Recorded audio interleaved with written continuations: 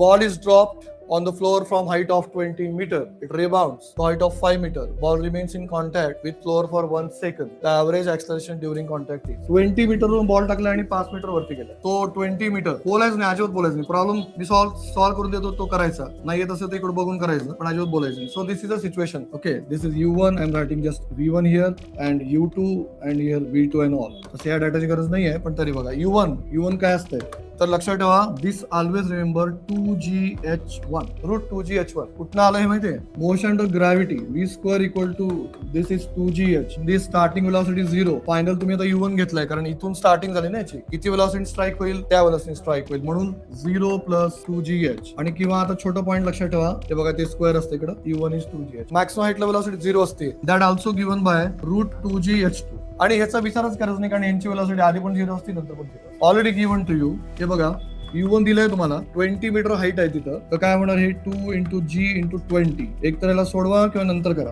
U2 equal to काय येणार आहे 2G × 5. यस 5. सो अप्रॉक्सिमेटली काय आहे ते बघा. हे G ला आपण आता 10 घ्यायला इथं ऑफिशियली सांगितलंय. Officially it is permitted 10 metre per second square. So it becomes what 400. 2 × G 10 20 400. What is 400 root 20. So this becomes 20 metre per second. Remember this. Okay, now U2 equal to how much? It is 20 × 500. हा 10. So it becomes 10. Just 10 meter per second is a velocity. U1 and sorry, I am writing just V1.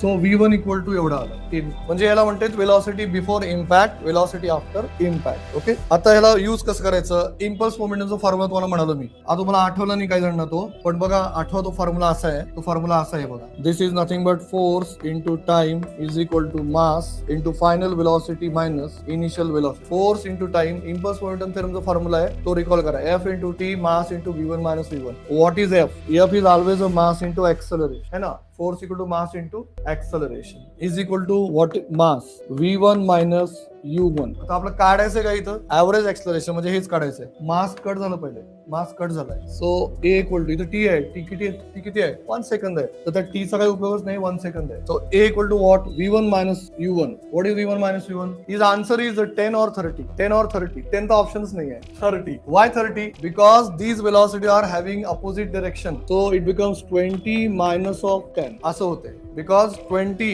and 10 are opposite to each other. So your answer becomes 30 meter per second square. Option